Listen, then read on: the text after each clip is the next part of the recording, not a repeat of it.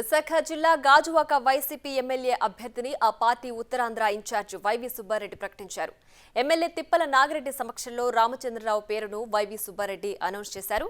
దీంతో నాగిరెడ్డి వర్గానికి చెక్ పెట్టినట్లయింది. ఇన్ఛార్జిగా ఉన్న రామచంద్రరావుని శాసనసభ్యులు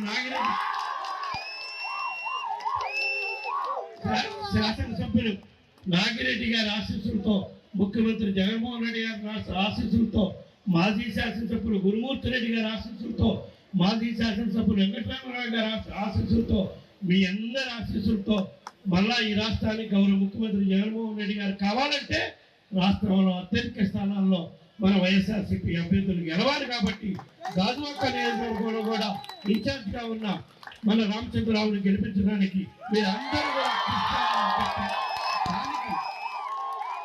దానికి నాగిరెడ్డి అన్న ఆశీస్సులతో మనందరం మళ్ళా ఇక్కడ వైఎస్ఆర్ కాంగ్రెస్ పార్టీ జెండా ఎగిరే విధంగా గాజువాక నియోజకవర్గంలో మనందరం కూడా కృషి చేయాలని చెప్పి ఇన్ఛార్జిగా ఉన్న రామచంద్రరావుని